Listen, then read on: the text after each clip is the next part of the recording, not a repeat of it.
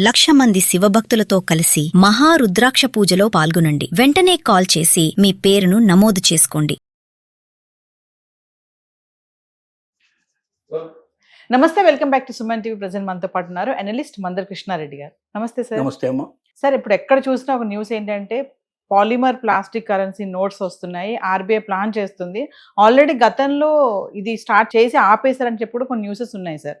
అంటే ఎంత digital payments జరుగుతున్నా కూడా ఈ నోట్స్ అనేది ఫాలోయింగ్ అనేది నడుస్తూనే ఉంది. మరి అసలు ఈ పాలిమర్ ప్లాస్టిక్ కరెన్సీ నోట్స్ ఎందుకు తీసుకురావడం జరుగుతుంది? మరి దీని వెనుకున్నటువంటి స్టోరీ ఏంటి? అంటే అసలు వస్తాయా ఇవి త్వరలో? అంటే నోట్ల రద్దు అని ఈ మధ్య ఎక్కడ చూసినా సోషల్ మీడియా లోపల విపరీతమైన ట్రోలింగ్ నడుస్తూ ఉంది. అంటే మనకు గతంలో 2,000 రూపాయల నోటు రద్దు ఎట్లయితే చేశారో అట్లాగే మళ్ళీ చేయబోతున్నారు అని ఒక వార్త పుట్టుకొచ్చింది. కానీ ఆర్బీఐ ఈ మధ్య క్లియర్గా ప్రెస్ కాన్ఫరెన్స్లో చెప్పింది ఏమిటంటే ఇది నోట్ల రద్దు కింద తీసుకోవాల్సిన అవసరం లేదు, నోట్ల బదులుగా ప్రత్యామ్నాయ నోట్లని ప్రింట్ చేస్తున్నాం.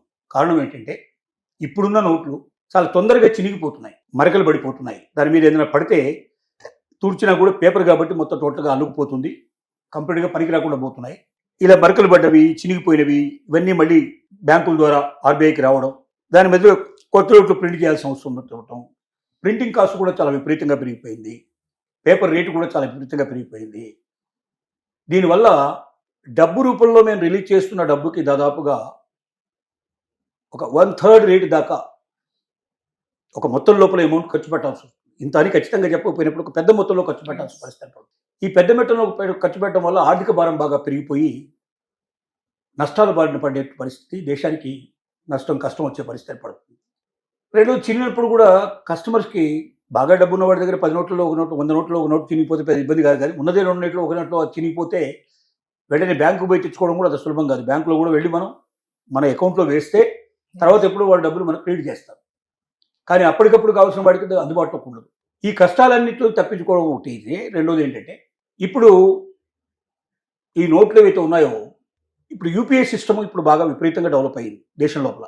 కూరగాయల వాడు కానీ, టీ కానీ, పళ్ళకుండా కానీ ప్రతి చోట మనకు యూపీఐ సిస్టమ్ పెడుతున్నాడు. వెంటనే ఫోటో తీసేసి డబ్బులు వాళ్ళు ట్రాన్స్ఫర్ చేస్తున్నాం. దీని మీద కొద్ది రోజుల క్రితం మనం మాట్లాడుకున్నాం. బెంగళూరు లోపల యూపీఐ చేసినటువంటి ప్రతి పర్సన్కి, ప్రతి ఇన్స్టిట్యూట్ లేకపోతే ఏదైనా ట్రేడ్ మార్క్ సంబంధించినటువంటి వాళ్ళు ట్రేడ్ చేసుకునే వాళ్ళు అవుతున్నారో వీళ్ళకి అందరికీ నోటీసులు వచ్చాయి. బెంగళూరుని బేస్గా చేసుకొని, అంటే కర్ణాటకను బేస్ చేసుకొని ఇచ్చారు, అందరికీ నోటీసులు ఇచ్చారు. మీ అకౌంట్లో 3 లక్షలకైనా మించిన ట్రాన్సాక్షన్ జరిగింది కాబట్టి మీరు వెంటనే ఇన్కమ్ ట్యాక్స్ ఫైల్ అంతా సబ్మిట్ చేయాల్సిందే, ఇన్కమ్ ట్యాక్స్ రిటర్న్ ఫైల్ చేయాల్సిందే. మీరు మీ యూపీఐ మొత్తం ట్రాన్సాక్షన్స్ అన్నీ కూడా 3 లక్షలు క్రాస్ అయిపోయినాయి. అంటే ఒక వ్యక్తికి 3 లక్షల వరకు ఇప్పుడున్న పరిస్థితి ప్రకారం ఇన్కమ్ ట్యాక్స్ రూల్స్ ప్రకారంగా ఇన్కమ్ ట్యాక్స్ ఎగ్జంప్షన్ ఉంది.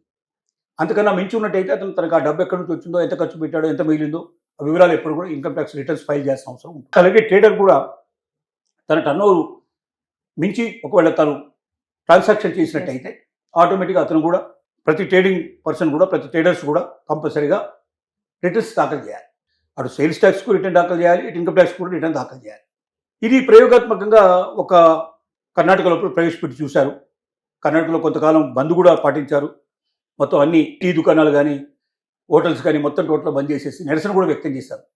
దీన్ని భారతదేశం అంతా అమలు చేయడానికి ఇప్పుడు ఒక ప్రయత్నం జరుగుతుంది. మరి ఇప్పటిదాకా యూపీఐ సిస్టమ్ ఉంది కాబట్టి టకటక ఫోన్లో ట్రాన్సాక్షన్ చేసేస్తున్నారు కాబట్టి డబ్బులు క్యాష్ తక్కువ ఉన్నా కూడా ఇవాళ రొటేషన్ నడుస్తూ ఉంది. క్యాష్ రొటేషన్ తక్కువ నడుస్తుంది. ఎందుకంటే వీడు వేళగొడుతున్నాడు, వాళ్ళ కొట్టేస్తున్నారు, అట్లా నడిచిపోతుంది. కానీ ఒకసారి యూపీఐ చేస్తున్న వాళ్ళందరికీ ఇన్కమ్ ట్యాక్స్ రిటర్న్స్ ఫైల్ చేయాల్సిన పరిస్థితి ఏర్పడితే అందరూ యూపీఐ ఇప్పుడు మా కర్ణాటకలో చాలా వరకు యూపీఐ తగ్గిపోయింది. ట్రేడర్స్ పెద్ద యూపీఐ తీసుకోవడం లేదు, అలాగే కస్టమర్స్ కూడా క్యాష్ పే చేసే పరిస్థితి ఏర్పడింది. ఒక్క రాష్ట్రంలో క్యాష్ పే చేస్తేనే ఇంత టైట్ పొజిషన్ ఏర్పడింది. ఇక రేపు భవిష్యత్తులో అన్ని రాష్ట్రాల్లో మొత్తం దేశం అంతా కూడా ఒకేసారి క్యాష్ ట్రాన్సాక్షన్ మేము చేస్తాం, మేము యూపీఐ చేయడం వల్ల అనవసరంగా మేము ఇన్కమ్ ట్యాక్స్ కట్టాల్సిన పరిస్థితి ఏర్పడుతుంది అనేటువంటి భావన ప్రజల్లో ఏర్పడితే అందరూ క్యాష్ మీద పడ్డారంటే క్యాష్ విపరీతంగా కావచ్చు. మరి క్యాష్ రెడీగా లేకపోతే ఏమవుతుంది? గగ్గోలు పుడుతుంది, దేశం అంతా కూడా అల్లకల్లోలం అయ్యే పరిస్థితి ఏర్పడుతుంది. ఇది కూడా ఒక కారణం. వీటన్నిటిని దృష్టిలో పెట్టుకొని రెండోది ఏంటంటే ఈజీగా ఇప్పుడు పేపర్ మీద ప్రింట్ చేయడం అంటే సులభంగా జిరాక్స్ మిషన్ పెట్టేసుకొని నోట్లు ప్రింట్ చేసేసి బయటకు తీసుకొస్తున్నారు.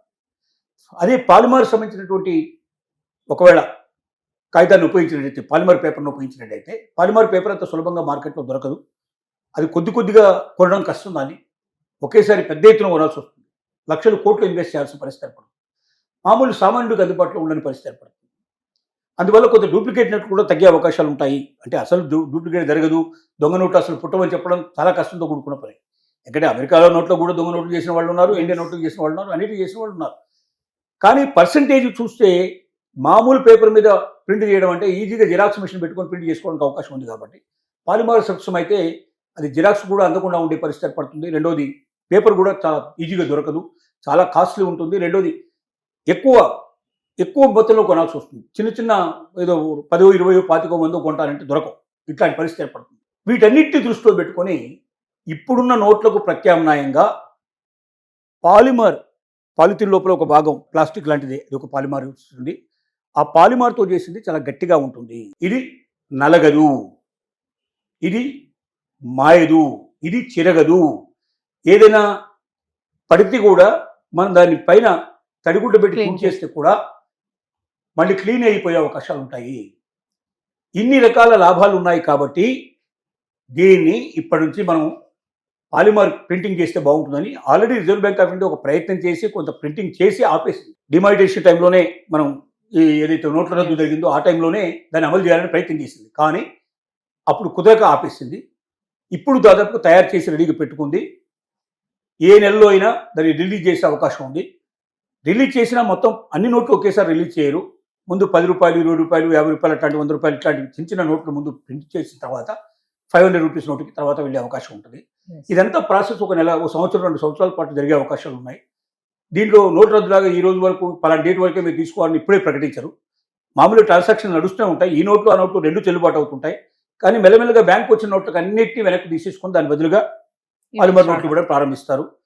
కొంతకాలం దాటిన తర్వాత ఏదో ఒక 3 నెలలు 6 నెలలు టైం ఇచ్చి ఆ రోజు నుంచి క్లోజ్ చేస్తాం, అప్పటిదాకా ఉండే వేలో మీరు ఇచ్చుకోండి అని చెప్తారు. కాబట్టి అంత భయపడాల్సిన అవసరం కానీ ఆ నోట్ల రద్దులాగా మళ్ళీ క్యూలలో నిలబడి చాలా మంది ప్రాణాలు పోగొట్టుకొస్తారని మనం భయపడాల్సిన అవసరం లేదు. కానీ పాలిమర్ నోట్లు రావటం వల్ల దేశానికి క్షేమకరం అని, దీర్ఘకాలం ఉంటాయని, ఖర్చు తగ్గుతుందని, ప్రజలకు కూడా చిరిగిపోవు కాబట్టి పాడైపోవు కాబట్టి ఎక్కువ కాలం ఉపయోగించుకునే అవకాశం ఉంటుందని, ఇలాంటి రకరకాల ఆలోచనలతో ఇది వస్తోంది. అది రావాలని, సక్సెస్ కావాలని మనం కోరుకుందాం. దేశ అభివృద్ధి కోసం ఉపయోగపడే ఏ విషయాలైనా మనం ఆహ్వానించదగింది. Thank you.